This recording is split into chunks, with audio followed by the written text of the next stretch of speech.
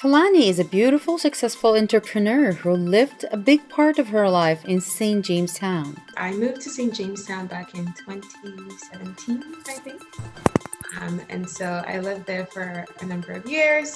Tolani, like many other people, saw the potential in the neighborhood as she also saw the difficulties the neighborhood deals with. And while I was in the community, I just really loved a lot of things about it. I loved the vibe, the diversity, the energy, the proximity to so many different neighborhoods. And I also saw things in the neighborhood that I thought were not being used to the best of their ability.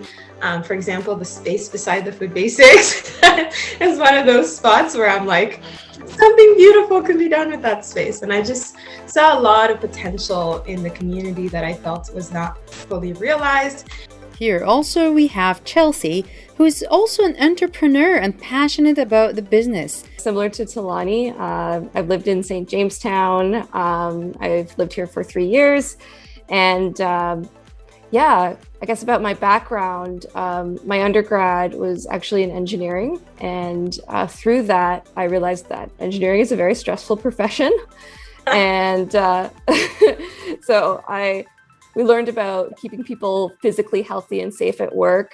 And so I got more interested in psychology. I'm like, how can we keep people mentally healthy and safe at work?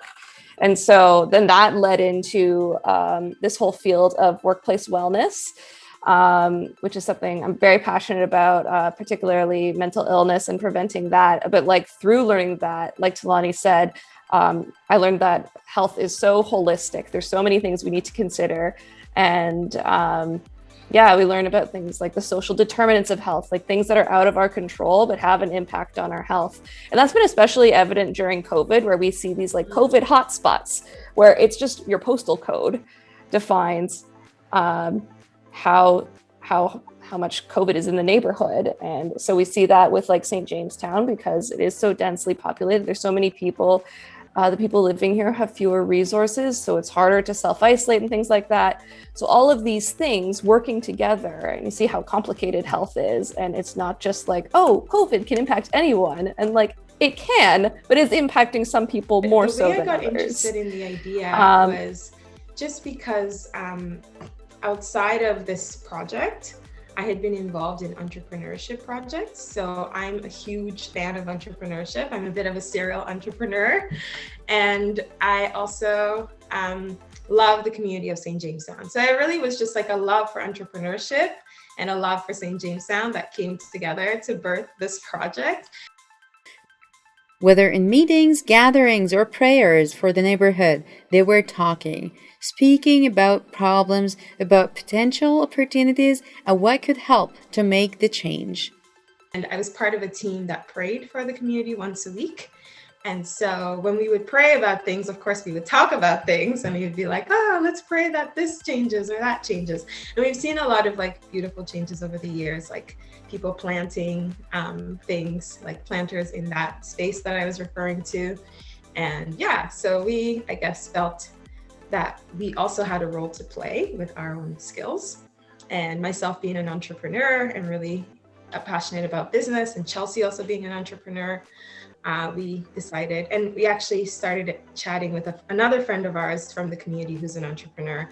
And so we started just like talking about what could be in terms of like empowering different people to do entrepreneurship work in the community. So Tolani and Chelsea got an idea to connect and empower the neighborhood. With Chelsea and some other friends, this project came together.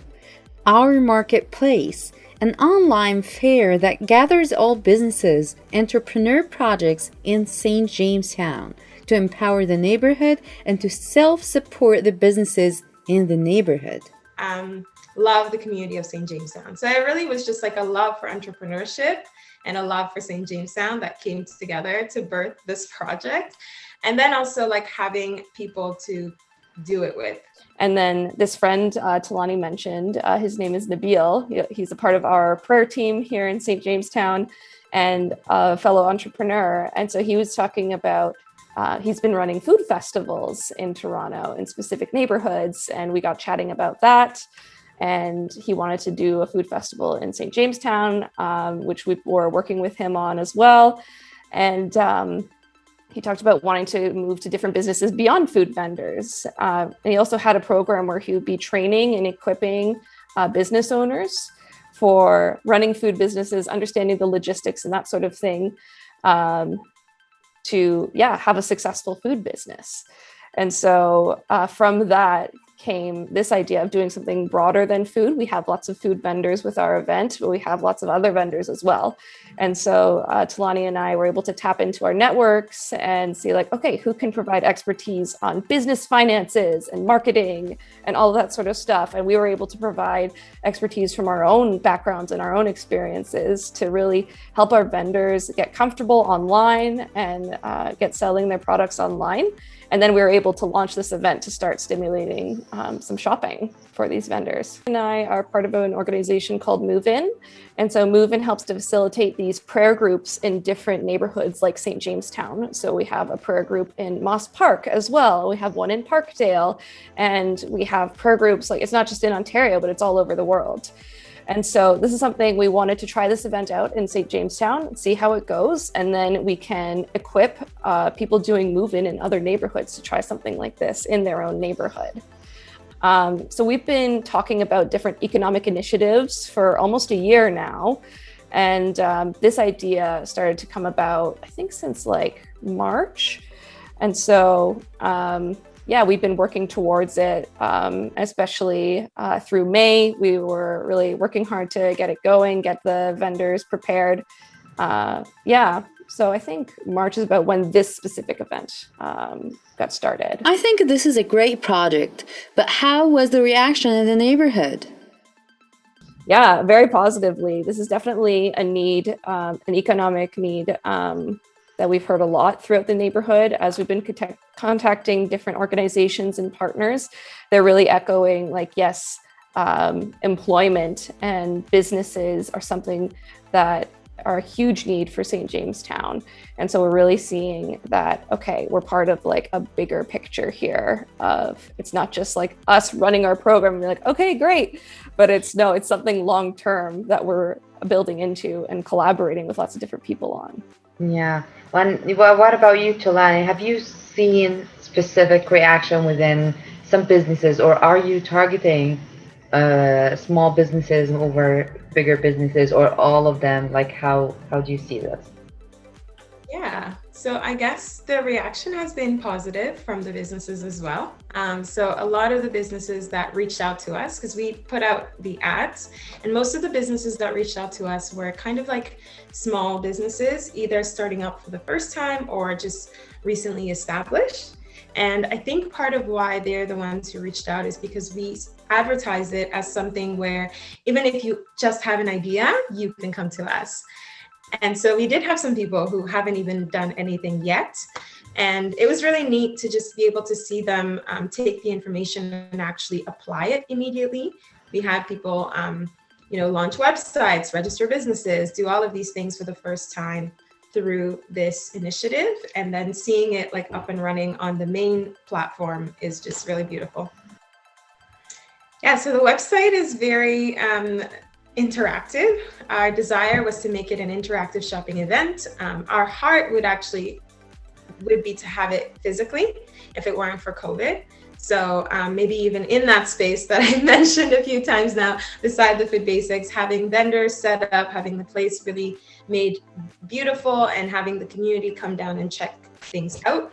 But since we're not able to do things physically and safely yet, we decided to mimic a vendor fair online. So in order to still keep the interaction going, we have a lot of promotions. So when you first enter into the page, the first thing you see is the prize for this week. So every week there's a new challenge and a new prize that you can win for the challenge. And the challenges are really centered around supporting the businesses.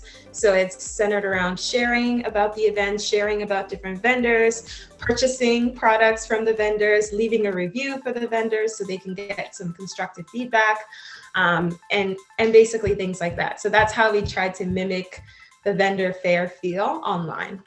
Mm-hmm. Yeah, and like I've had challenges participating in online fairs. Some of them have been successful, some of them haven't.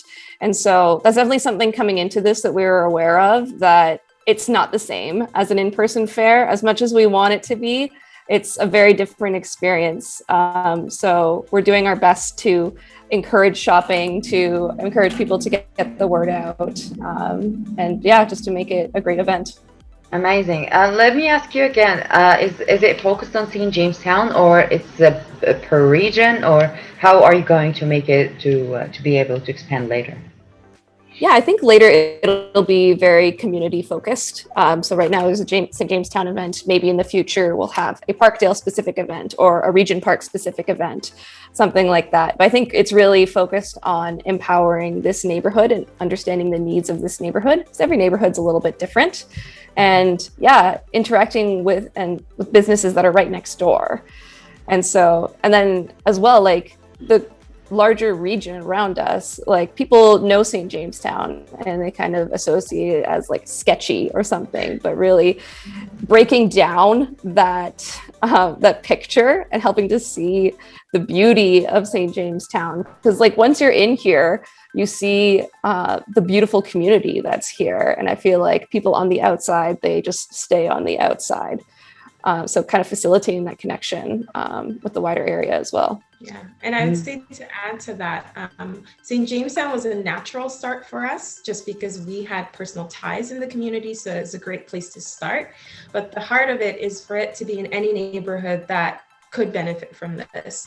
So I think one thing that was really inspiring through the pandemic was a platform called Nextdoor that was launched. And basically, I'm not sure if it was launched even before the pandemic, but it really got popular during the pandemic, where people were encouraged, like, hey, there are people right next door to you that you can, be in community with and stuff like that. So I think like our heart for this would be any community that would be empowered by this, that would benefit from this, we would love to launch something like that for them. Amazing. Wow.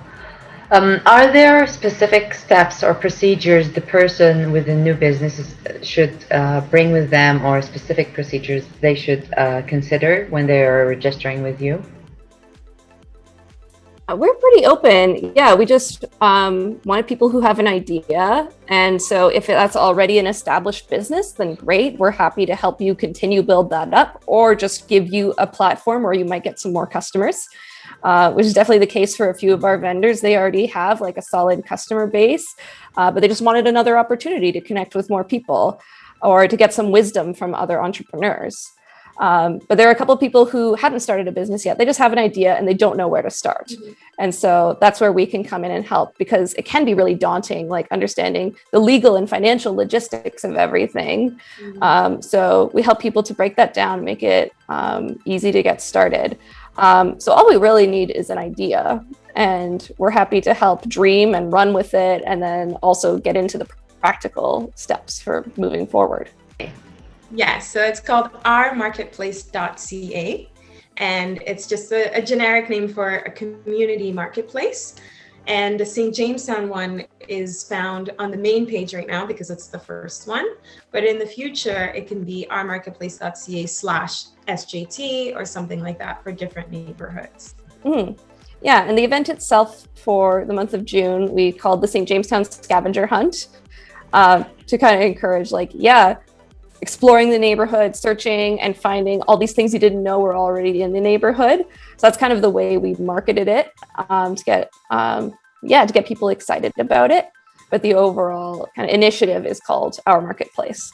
Something that has been a pleasant discovery for me is that a lot of the business owners are very determined. They really want to learn, they want to grow, they are taking advantage of resources and really stepping up wherever they started, they're always, taking the next step. And so seeing so many people with talent who want to grow and want to learn has been really encouraging. And I would say that we weren't targeting this, but a lot of the people we have are also very environmentally conscious in what they're doing. There's a lot of upcycled materials that are being used, where things that might normally get thrown away are being made beautiful. So there's just a real like feel good approach to a lot of the businesses, even though we didn't plan it that way, where you really feel that you're shopping with a conscience, and you really feel that you're empowering small businesses and all of the things that we say we want to do. It gives you a platform to do that well. Yeah, for sure. Yeah, and definitely, I think something I'd love to see come out of this event is to start like a business owners network in St. Jamestown. And so this isn't just a one-off event. Like, I'd love to do more events in the future, but even in between those events, still connecting with different entrepreneurs and saying like, hey, how have you experienced this? Or does anyone know how to go about this? Or maybe, hey, let's all chip in $10, $20 and pay to have like a guest speaker come in and educate us about this specific topic that we're all interested in, and that sort of thing. So all of us like collaborating and supporting each other. And so that would even be cool to see in other neighborhoods as well, is getting the ownership really being on the people living there.